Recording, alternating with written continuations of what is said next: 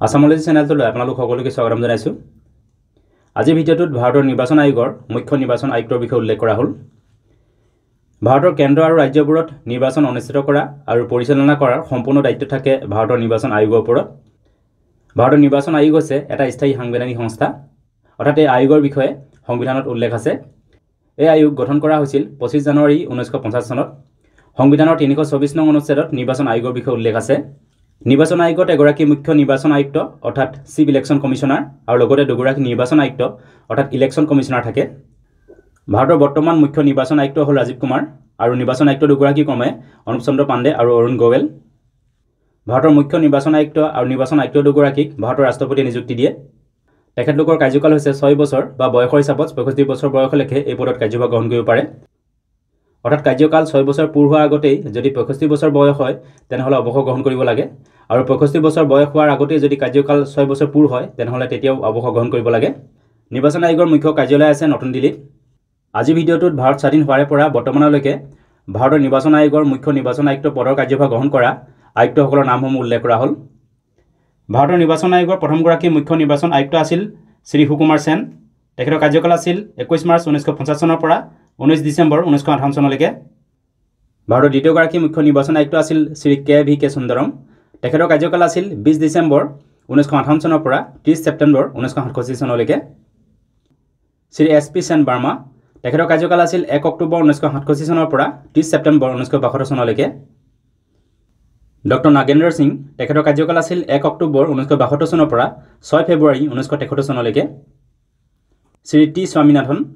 তেখেতৰ কাৰ্যকাল আছিল 7 ফেব্ৰুৱাৰী 1973 চনৰ পৰা 17 জুন 1977 চনলৈকে। শ্ৰী SL চকধৰ।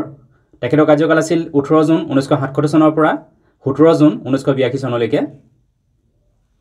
শ্ৰী RK ত্ৰিবেদী। তেখেতৰ কাৰ্যকাল আছিল 18 জুন 1982 চনৰ পৰা 31 ডিচেম্বৰ 1985 চনলৈকে। Shri RBS peri Shastri.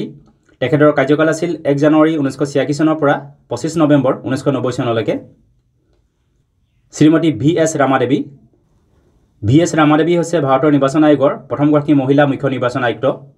তেখেতৰ কাৰ্যকাল আছিল 26 নৱেম্বৰ 1990 চনৰ পৰা 11 ডিচেম্বৰ 1990 চনলৈকে। শ্ৰী TN শেষান। তেখেতৰ কাৰ্যকাল আছিল 12 ডিচেম্বৰ 1990 চনৰ পৰা 11 ডিচেম্বৰ 1996 চনলৈকে। Doctor MS Gill. তেখেতৰ কাৰ্যকাল আছিল 12 ডিচেম্বৰ 1996 চনৰ পৰা 13 জুন 2001 চনলৈকে। শ্ৰী JM লিংড। তেখেতৰ কাৰ্যকাল আছিল 14 জুন 2001 চনৰ পৰা 7 ফেব্ৰুৱাৰী 2004 চনলৈকে। শ্ৰী TS কৃষ্ণমূৰ্তি। তেখেতৰ কাৰ্যকাল আছিল 8 ফেব্ৰুৱাৰী 2004 চনৰ পৰা 15 মে 2005 চনলৈকে। শ্ৰী BB টেণ্ডন। তেখেতৰ কাৰ্যকাল আছিল 16 মে 2005 চনৰ পৰা 29 জুন 2006 চনলৈকে। শ্ৰী N গোপালাস্বামী। তেখেতৰ কাৰ্যকাল আছিল 30 জুন 2006 চনৰ পৰা 20 এপ্ৰিল 2009 চনলৈকে। শ্ৰী নবীন B চাওলা। তেখেতৰ কাৰ্যকাল আছিল 21 এপ্ৰিল 2009 চনৰ পৰা 29 জুলাই 2010 চনলৈকে। Doctor SI Qureshi. তেখেতৰ কাৰ্যকাল আছিল 30 জুলাই 2010 চনৰ পৰা 10 জুন 2012 চনলৈকে। শ্ৰী VS সম্পথ।